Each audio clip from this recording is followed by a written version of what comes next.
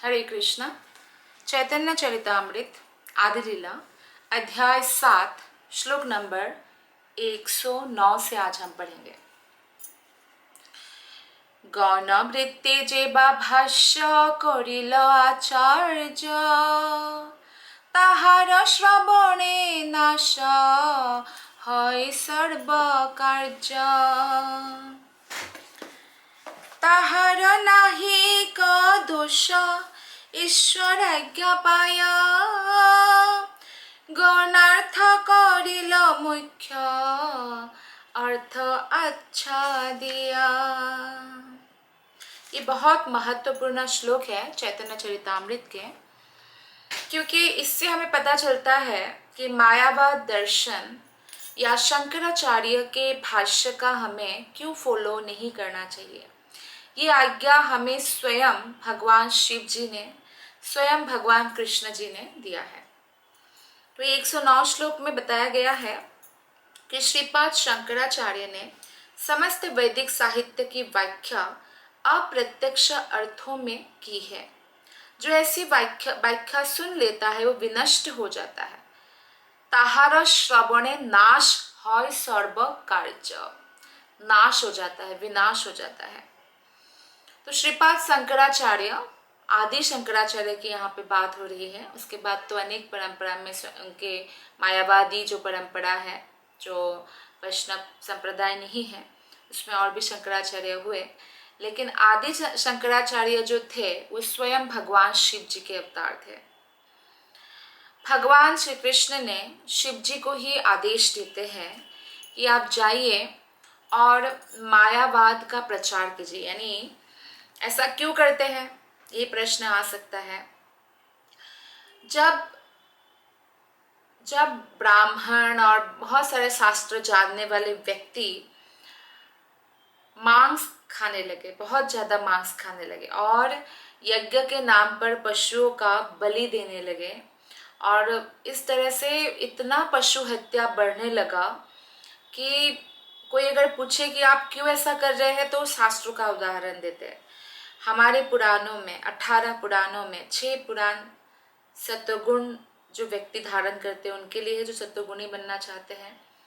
6 पुराण जो तमोगुण में है उनके लिए कुछ रूल्स रेगुलेशंस दिया गया है, और 6 पुराण है तो रजोगुण तमोगुण सत्वगुण के हिसाब से 6 पुराण है। तो फिर वो लोग शास्त्रों से कुछ बोल देते कि हाँ ऐसा करा जा सकता है, ये क्या वो। तो फिर भगवान ने बुद्ध का अवतार लेके समस्त शास्त्रों का पहले खंडन किया और बोला अहिंसा परमो धर्म, अहिंसा करो, किसी भी प्राणी को मारो मत, हिंसा मत करो। क्योंकि भगवान को ये बिल्कुल पसंद नहीं है कि हम किसी भी जीवात्मा को मारे। अगर कोई चींटी के शरीर में है, कोई हाथी के शरीर में है, कोई भले ही गिलहारी के शरीर में है, वो अपने कर्मों के हिसाब से उस शरीर में कुछ निर्दिष्ट समय तक रहेंगे। वो समय कंप्लीट होने के बाद ही उनको प्रमोशन मिलेगा दूसरे शरीर तक, जो 84 लाख शरीर का जो क्रमिक विकास है, ग्रेजुअल प्रोसेस।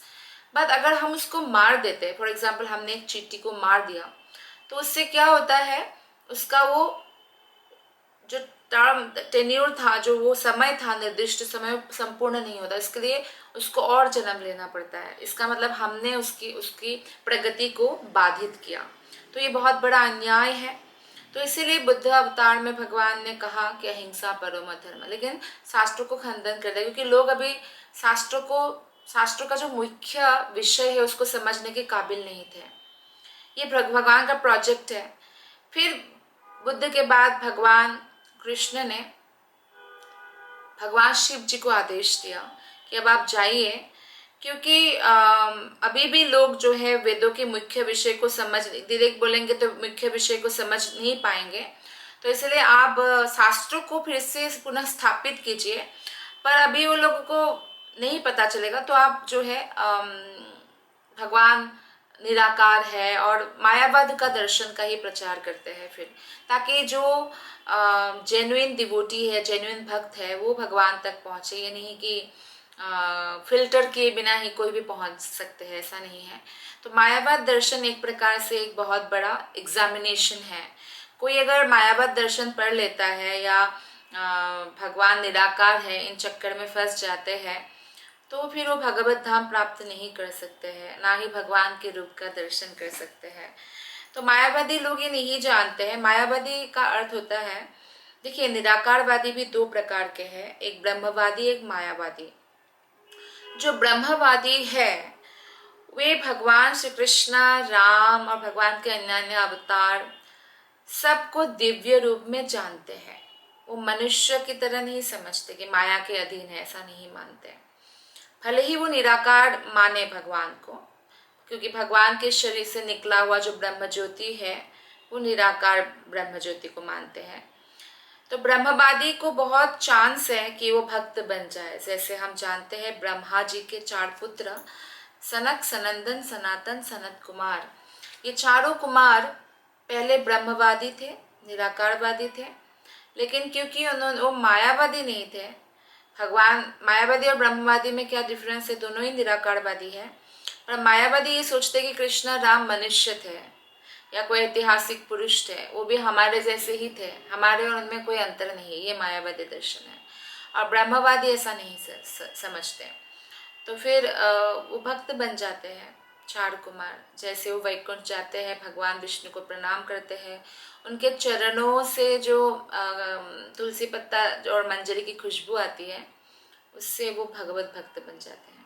शुकदेव गोस्वामी भी पहले ब्रह्मवादी थे, फिर जब भागवत का श्लोक सुनते हैं उनके पिता द्वारा ही संकलित, तो फिर वो भगवान के साकार रूप के प्रति आकर्षित होते हैं।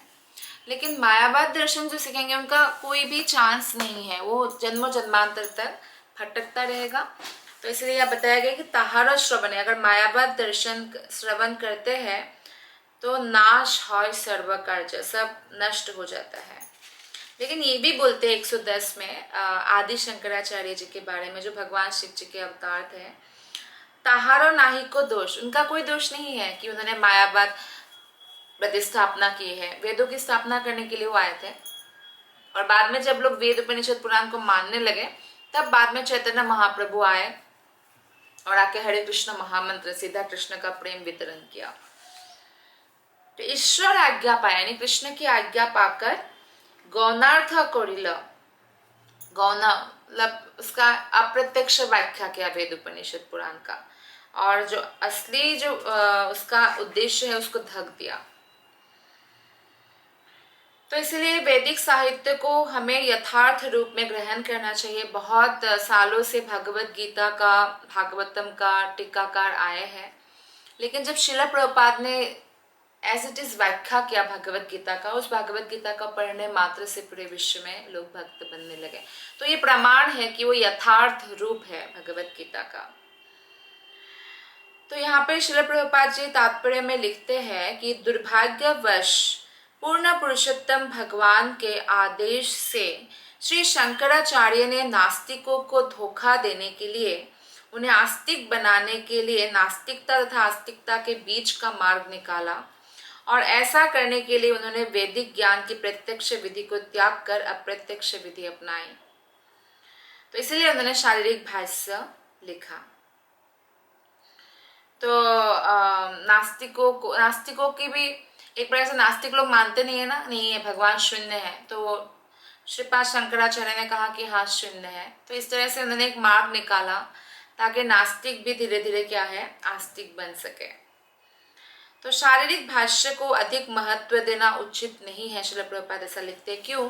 क्योंकि जो ऑलरेडी भक्त है वो भक्ति के मार्ग में चल पड़े हैं, भगवान की प्रत्यक्ष सेवा के मार्ग में चल पड़े हैं। तो इसलिए उनके लिए आवश्यक है जो भक्ति मूलक जो ग्रंथ है और भक्त जो शुद्ध भक्त टीका करते हैं उनका ही श्रवण कीर्तन करना चाहिए। तो यहाँ पे कोई तर्क कर सकता है, प्रभुपाद जी कहते हैं कि शंकराचार्य तो शिव जी के अवतार हैं, आदि शंकराचार्य, तो फिर उन्होंने लोगों को इस प्रकार क्यों ठगा, क्यों मुख्य अर्थ को आच्छादित कर दिया। मुख्य अर्थ क्या है? कृष्ण भगवान है, कृष्ण की सेवा करो, इसी को भक्ति योग कहते हैं, भगवत धाम चले जाओ, क्यों आच्छादित कर दिया? तो इसका उत्तर यह है कि उन्होंने अपने स्वामी पूर्ण पुरुषोत्तम भगवान के आदेश से ऐसा किया।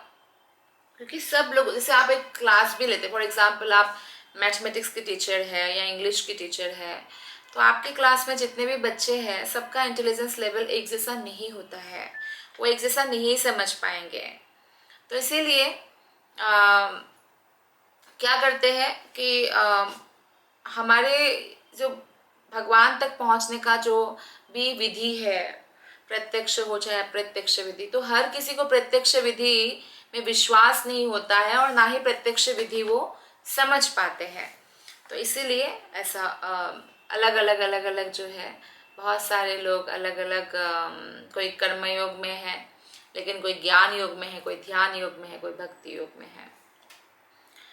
तो पद्म पुराण में शिव जी ने पुष्टि किया, इस प्रकार बोला, ये श्लोक है, मायावादामसच्छास्त्रं प्रच्छन्नं बौद्धमुच्यते मयैव कल्पितं देवी कलो ब्राह्मणरूपिणा ब्रह्मणच्छापरं रूपं निर्गुणं वक्ष्यते मया सर्वस्वं जगतोऽप्यस्य मोहनार्थं कलो युगे वेदान्ते तु महाशास्त्रे मायावादमवैदिकं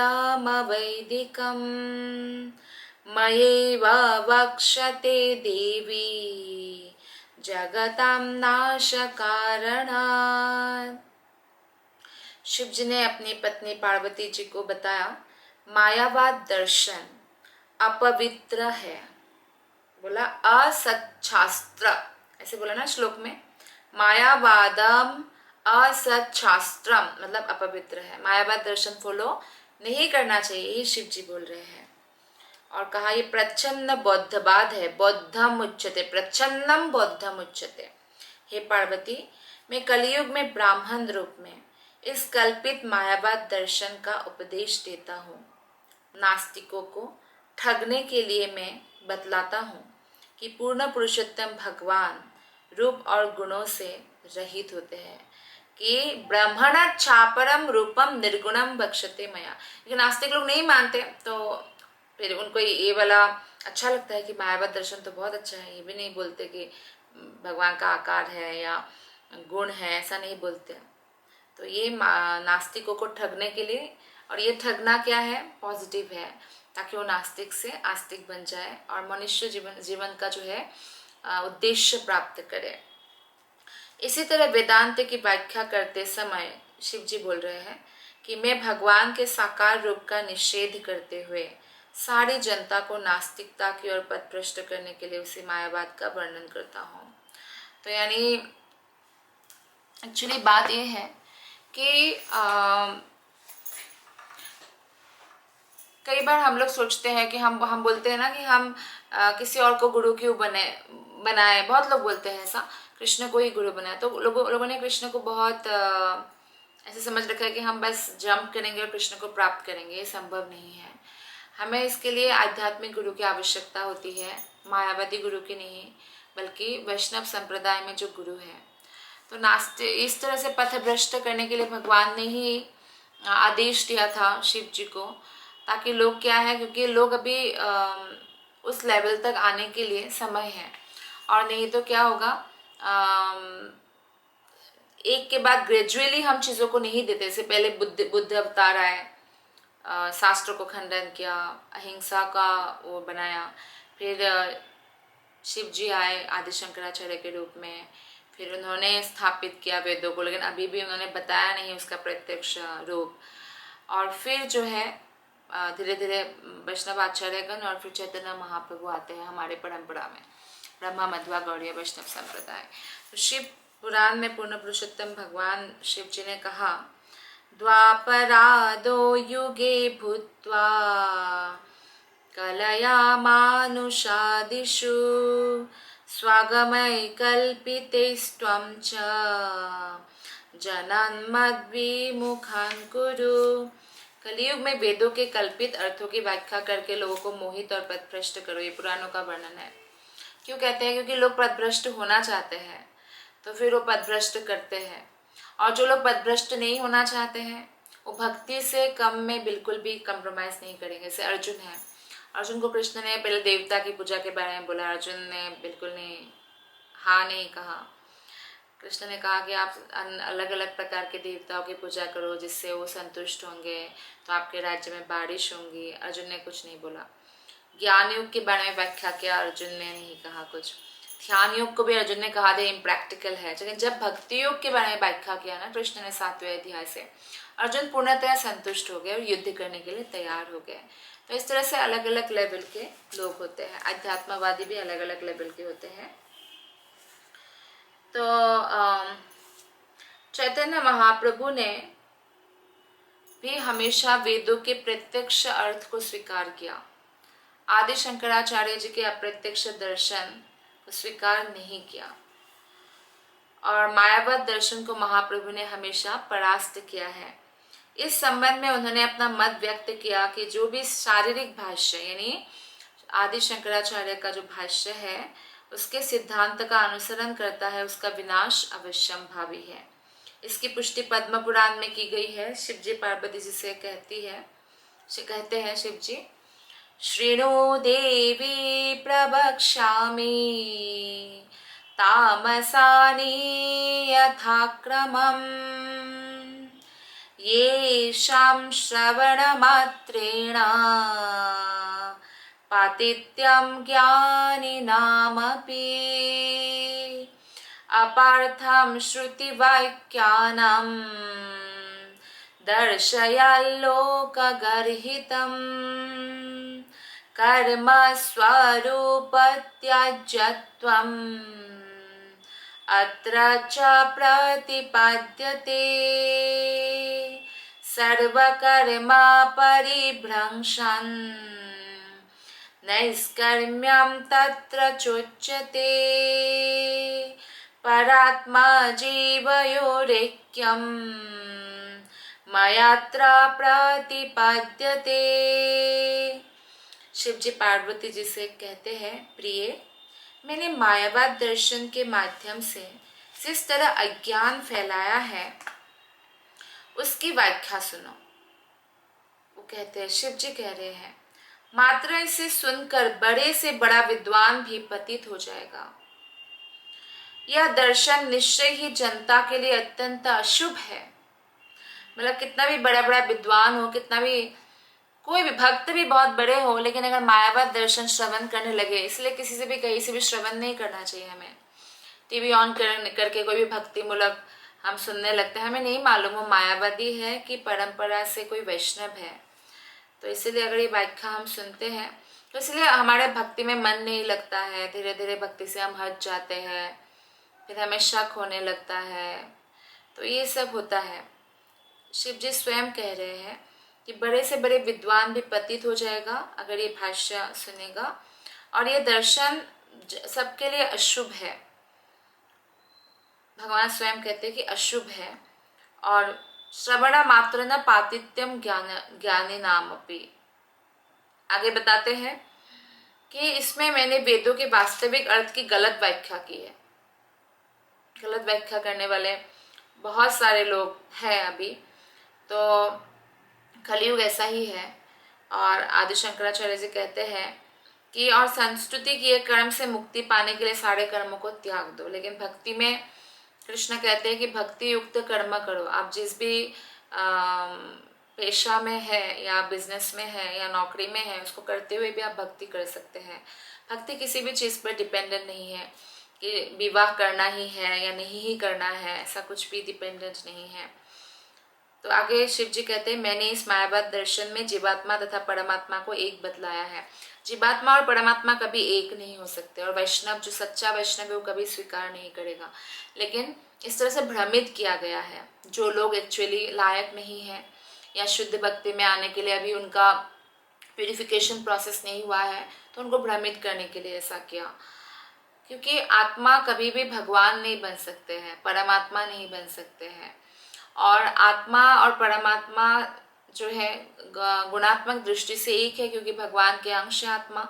लेकिन जो उसका परिमाण है उससे बहुत अंतर है। जैसे समुद्र का एक बाल्टी पानी में भी नमक है, समुद्र में भी है, पर एक बाल्टी पानी से जितना नमक निकलेगा समुद्र के नमक से वो कोई तुलना नहीं है। तो ऐसा डिफरेंस आत्मा और परमात्मा में भी है। श्लोक नंबर 111। ब्रह्म शब्दे मुख्य अर्थे कहे भगवान, चिदेश्वर्य परिपूर्ण अनुर्ध समान। ताहार विभूति देह सब चिदाकार, चिद विभूति आच्छादित रे कहे निराकार। तो प्रत्यक्ष ज्ञान के अनुसार परम सत्य ही पूर्ण पुरुषोत्तम भगवान है, श्री कृष्ण ही भगवान है, और जिनमें सारे आध्यात्मिक ऐश्वर्य रहते हैं। किंतु भगवान के तुल्य ना कोई भगवान के समान है और ना ही भगवान से बढ़कर है। तो ये भगवत गीता में भगवान स्वयं भी पुष्टि करते हैं, मत्तः परतरम नान्यत् किंचित अस्ति धनंजय। हे धनंजय अर्जुन, मुझसे बढ़कर कोई सत्य नहीं है, मतलब भगवान ही सर्वश्रेष्ठ सत्य है। तो पूर्ण पुरुषोत्तम भगवान संबंधी हर वस्तु आध्यात्मिक होती है, जिसमें उनका शरीर, ऐश्वर्य, साज सामग्री सम्मिलित है। किंतु मायावाद दर्शन उनके आध्यात्मिक ऐश्वर्य को छिपाकर निराकारवाद का समर्थन करता है। मायावादी जो दार्शनिक होते हैं, फिलोसोफर होते हैं, वो यह नहीं जानते हैं कि भगवान कृष्ण किस प्रकार निराकार है, किस प्रकार निर्गुण है, अर्थात कोई भौतिक आकार नहीं है, आध्यात्मिक उनका शरीर है, और निर्गुण है मतलब कोई भौतिक गुणों से प्रभावित नहीं है वो। जैसे हम लोग प्रभावित होते हैं ना, सत्वगुण, रजोगुण, तमोगुण, भगवान को ये गुण से प्रभावित नहीं होते, कोई भौतिक गुण नहीं है।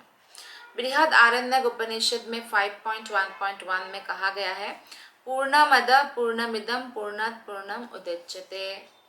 तो भगवान पूर्ण है और उनका शरीर भी जो है हमारी तरह ऐसे बदलना नहीं पड़ता है, उनका शरीर हमेशा दिव्य है, आध्यात्मिक है। तो शतशुद्धर उपनिषद में भी कहा गया है कि वे भौतिक सृष्टि के उद्गम है और उन्हीं के कारण हर वस्तु बदलती है। सब कुछ भगवान की इच्छा से होता है। वे धर्म के रक्षक है और समस्त पाप कर्मों के विनाशक है। वे सारे स्वामियों के स्वामी हैं और श्रेष्ठ में श्रेष्ठ है। वह सर्वोपरि स्वामी और परम पुरुष है। इस प्रकार ऋग्वेद में भी कहा गया है, तद विष्णु परमम पदम सदा पश्यन्ति सूरयः। विष्णु सर्वश्रेष्ठ है और जो सचमुच विद्वान है वे केवल उनके ही चरण कमलों का चिंतन करते, केवल उनके, यानी अनन्य भक्ति, केवल कृष्णा।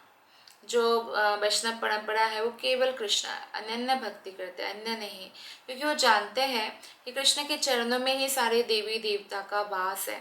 जब हम कृष्ण के चरण कमल पकड़ेंगे तो ऑब्वियसली हमें सबका आशीर्वाद मिलेगा और एक्चुअली हम सबको संतुष्ट करते हैं इस प्रकार।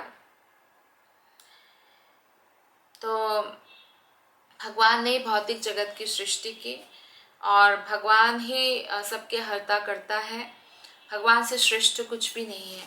तो इस बात को जो है मायावाद दर्शन थोड़ा अलग से बताते हैं। वो बोलते हैं हम भी भगवान, तुम भी भगवान, सब भगवान बन सकते हैं, लेकिन ये गलत धारणा है।